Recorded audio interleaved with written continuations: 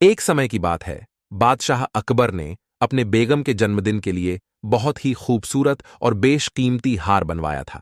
जब जन्मदिन आया तो बादशाह अकबर ने वह हार अपनी बेगम को तोहफे में दे दिया, जो उनकी बेगम को बहुत पसंद आया। अगली रात बेगम साहिबा ने वह हार गले से उतारकर एक संदूक में रख दिया। जब इस बात को कई दिन गुजर गए तो एक दिन बेगम साहिबा ने हार पहनने के लिए संदूक खोला, लेकिन हार कहीं नहीं मिला।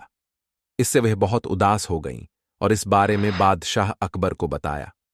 इस बारे में पता चलते ही बादशाह अकबर ने अपने सैनिकों को हार ढूंढने का आदेश दिया, लेकिन हार कहीं नहीं मिला। इससे अकबर को यकीन हो गया कि बेगम का हार चोरी हो गया है। फिर अकबर ने बीरबल को महल में आने के लिए बुलावा भेजा।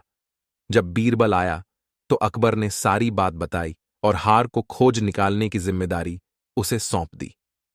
बीरबल ने समय व्यर्थ किए बिना ही राजमहल में काम करने वाले सभी लोगों को दरबार में आने के लिए संदेश भिजवाया। थोड़े ही देर में दरबार लग गया। दरबार में अकबर और बेगम सहित सभी काम करने वाले हाजिर थे, लेकिन बीरबल दरबार में नहीं था। सभी बीरबल का इंतजार कर ही रहे थे कि तभी बीरबल एक गद्दा लेकर राज दरबार में पहुंच जाता है। देर से दरबार में आने के लिए बीरबल बादशाह अकबर से माफी मांगता है।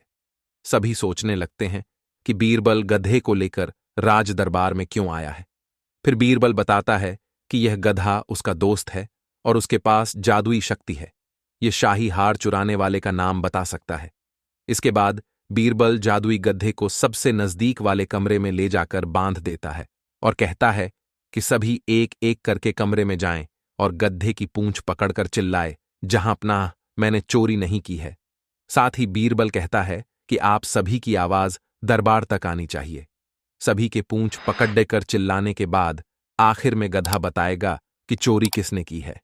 इसके बाद सभी कमरे के बाहर एक लाइन में खड़े हो गए और एक एक करके सभी ने कमरे में जाना शुरू कर दिया। जो भी कमरे के अंदर जाता तो पूंछ पकड़ डेच कर चिल्लाना शुरू कर देता, जहां अपना मैंने चोरी नहीं की है। जब सभी का नंबर आ जाता है तो अंत में बीरबल कमरे में जाता है और कुछ देर बाद कमरे से बाहर आ जाता है। फिर बीरबल सभी काम करने वालों के पास जाकर उन्हें दोनों हाथ सामने करने को बोलता है और एक एक करके सभी के हाथ सूंघने लगता है। बीरबल की इस हरकत को देखकर सभी हैरान हो जाते हैं। ऐसे ही सूंघते सूंघते एक काम करने वाले का हाथ पकड़ दाचकर बीरबल जोर से बोलता है, जहां पनाह इसने चोरी की है। यह सुनकर अकबर बीरबल से कहते हैं, तुम इतने यकीन के साथ कैसे कह सकते हो कि चोरी इस सेवक ने ही की है? क्या तुम्हें जादुई गद्धे ने इसका नाम बताया है? तब बीरबल बोलता है, जहां पनाह यह गद्धा जादुई नहीं है, यह बाकी गधों की तरह साधारण ही है। बस मैंने इस गद्धे की पूंछ पर एक खास तरह का इत्र लगाया है। सभी सेवकों ने गद्धे की पूंछ को पकड़ा, बस इस चोर को छोड़कर। इसलिए इसके हाथ से इत्र की खुशबू नहीं आ रही है।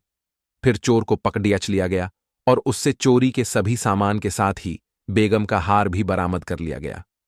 बीरबल की इस अक्लमंदी की सभी ने सराहना की और बेगम ने खुश होकर बादशाह अकबर से उसे उपहार भी दिलवाया।